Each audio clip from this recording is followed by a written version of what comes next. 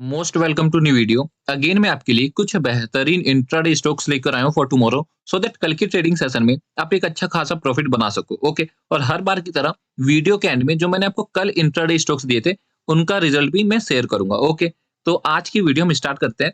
आज की वीडियो का जो हमारा सबसे पहला इंट्राडे स्टॉक होगा बैंकिंग सेक्टर से, जिसका नाम है एक्सिस बैंक। ओके, एंड यहाँ पे आप टाइम फ्रेम देखोगे, टाइम फ्रेम 50 मिनट का। ठीक है, यहाँ पे अभी मैं आपको ना एक बारी ओवरव्यू भी दिखाना पसंद करूंगा, सो दैट आपका कॉन्फिडेंस बूस्ट हो सके कि मार्केट में हो क्या रहा है। ठीक है, यहाँ पे देखोगे एक्सिस बैंक का मैंने चार्ट लगा रखा है on daily time frame.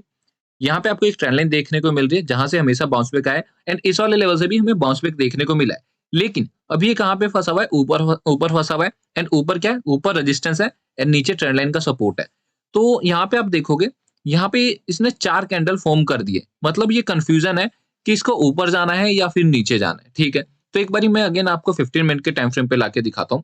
With reason बात करेंगे कि इसमें हमें करना क्या है। ठीक है, अभी आपको देखने को मिल रहा है ऊपर क्या है?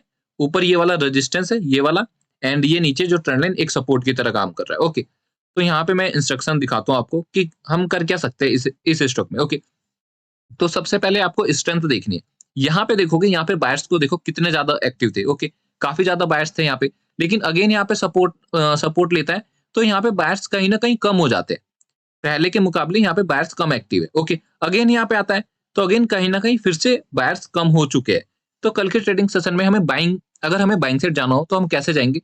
अगर 876 का जैसे लेवल क्रॉस करता है 876 का, तो हम अपनी बाइंग सेट पोजीशन बना सकते हैं। 879 हमारा पहला टारगेट होगा, 884 हमारा दूसरा, एंड 871 हमारा जो एसएल होगा। ठीक है, अगर हमें सेल साइड जाना हो, क्योंकि मुझे दिख रहा है यहाँ पे बायर्स की जो स्ट्रेंथ है वो कम है, तो अगर ये वाला लेवल जैसे ही ब्रेक होता है आप अपनी बाइंग सेट पोजीशन बना सकते हो। ये आपके टारगेट्स होंगे और ये आपका एसएल होगा। और हाँ, अगर डायरेक्ट मतलब मार्केट खुलते ही अगर उसकी पहली 1 मिनट क्रॉस करती है ना, तो प्लीज सेल साइड मत जाना। ओके, हो सकता है वो आपको ट्रैप कर दे, देन ऊपर जाना शुरू कर दे। ओके, सो आई होप आपको समझ आ रहा होगा।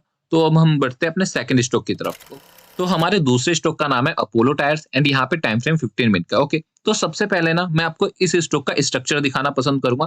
यहाँ पे देखोगे इस वाले लो से मार्केट हायर हाई लगाना शुरू करता है। ओके, लेकिन फाइनली क्या होता है? फाइनली जो मार्केट है ना, स्टॉक अपना जो हायर हाई होता है उसको ब्रेक कर देता है। ठीक है, तो ये कहाँ से उठता है? अपने प्रीवियस स्विंग से उठने की कोशिश करता है एंड उठ भी जाता है। यहाँ से एक अप मूव अपने को देखने को मिलता है। ठीक है, लेकिन अब आप यहाँ पे देखोगे ये स्टॉक जो है नीचे नहीं जाना चाह रहा है। यहाँ पे रिटेस्ट तो हो रहा है, देखो ये रेजिस्टेंस है, रिटेस्ट तो हो रहा है, लेकिन मार्केट नीचे नहीं जा रहा है। और ये वाला सेटअप मैंने आपको इससे पहले कई बार दिखा चुका है, और इसके बाद हमेशा बाइंग हमें देखने को मिली है। तो ठीक है, इसमें हम अपनी बाइंग सेट पोजीशन कैसे बना सकते हैं? तो सिंपली आपको यहाँ पे कुछ इंस्ट्रक्शन देखने को मिल रहे हैं। ओके, यहाँ पे देखोगे अगर 334 का लेवल जैसे ही निकलता है तो आप अपनी बाइंग सेट पोजीशन बना सकते हो। लेकिन जितने भी सेफ ट्रेडर है वो रिटेस्ट का वेट करेंगे, देन अपनी बाइंग सेट पोजीशन बनाएंगे। ओके, एंड ये जो आपके टारगेट है 335.50, 338 जो दूसरा टारगेट निकलता है, एंड 340 जो कि तीसरा टारगेट निकलता है। ओके, एंड 331 का आप ऐसा लगा सकते हो। इस स्टॉक में मेरा व्यू सिर्फ बुलिश ही रहने वाला है, मैं पुट साइड के बारे में नहीं सोच रहा हूँ। ओके, तो बढ़ते हैं हम अपने तीसरे स्टॉक की तरफ।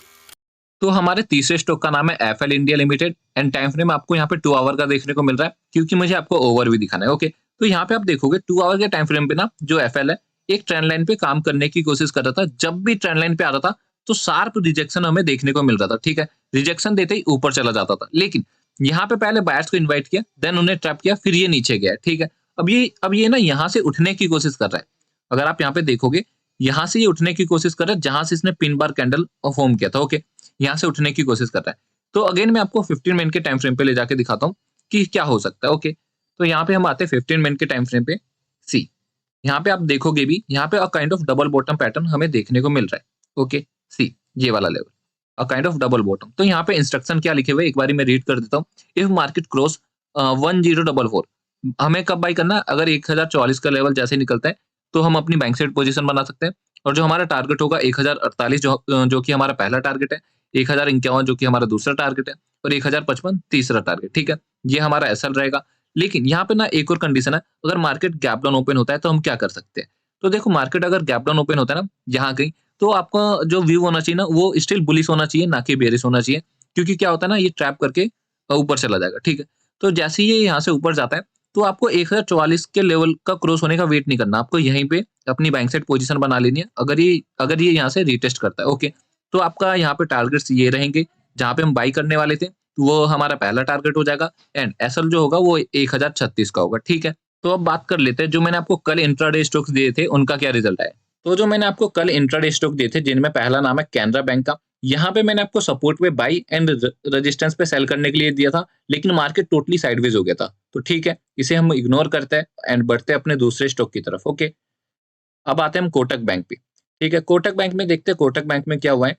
सी, कोटक बैंक में हमने बाई करने के लिए कहाँ पे दिया था, लेकिन यहाँ पे कुछ हुआ नहीं, 1784 का लेवल ही क्रॉस नहीं हुआ एंड सेल करने के लिए कब दिया था, जब ये ब्रेकआउट फेल हो जाएगा।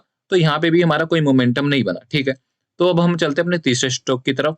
हमें कोई भी लॉस नहीं हुआ है, ओके ना, कोई भी लॉस नहीं हुआ है, क्योंकि हमारा प्लान काम नहीं किया, ठीक है। तीसरा स्टॉक जो था वो था ग्रासिम। यहाँ पे ग्रासिम में देखो, ग्रासिम में क्या हुआ था, वेट इसको आने दो, लोड हो रहा है। यस, लोड हो गया है। यहाँ पे देखो, यहाँ पे मैंने आपको ट्रेंड लाइन पे बाई करने के लिए दिया था, लेकिन हमारे तीनों में से कोई सा भी स्टॉक नहीं चला। नहीं चला क्योंकि हमारा प्लान वर्क नहीं किया। लेकिन इसका एक उपाय मैंने आपको टेलीग्राम में अपडेट किया था। यहाँ पे आप देखोगे टेलीग्राम में मैंने आपको 2 इंट्राडे स्टॉक दिए थे, जो कि दोनों ने ही हमें एक अच्छा खासा प्रॉफिट बना के दिया है। जिसका पहला नाम है जुबिलेंट फूडवर्क्स, ओके। तो एक बारी ना मैं आपको Jubilant FoodWorks and second is Tech Mahindra, ठीक है। यहाँ पे आप एरो वगैरह देख लो क्या है। तो मैं आपको दिखाता हूँ जुबिलेंट फूडवर्क्स, सॉरी यहाँ पे जुबिलेंट फूडवर्क्स होगा एंड ये रहा जुबिलेंट फूडवर्क्स, ओके। यहाँ पे आप देखोगे बाई करने के लिए दिया था, सी एरो यहाँ पे आपको देखने को मिल रहा होगा। ऊपर जाते ही, ऊपर क्रॉस करते अगर आपने बाई किया होगा तो इसने हाई लगाया है ऑलमोस्ट 445 का है, ओके। नाउ टेक महिंद्रा जो मैंने दिया था, यहाँ पे आप देखोगे एरो, अगर आपने यहाँ कहीं बाई किया होगा तो ऊपर तक के आपको टारगेट देखने को मिले। मतलब इसका मतलब क्या, अगर कोई स्टॉक नहीं चल रहा है यूट्यूब के एनालिसिस में, तो आप टेलीग्राम ग्रुप ज्वाइन कर लो, मैं आपको वहां पे अपडेट कर दूंगा। जैसे कि अभी मैंने अपडेट किया, दोनों स्टॉक ने हम अच्छा खासा चला था, ठीक है। तो मिलते हैं आपसे नेक्स्ट वीडियो में।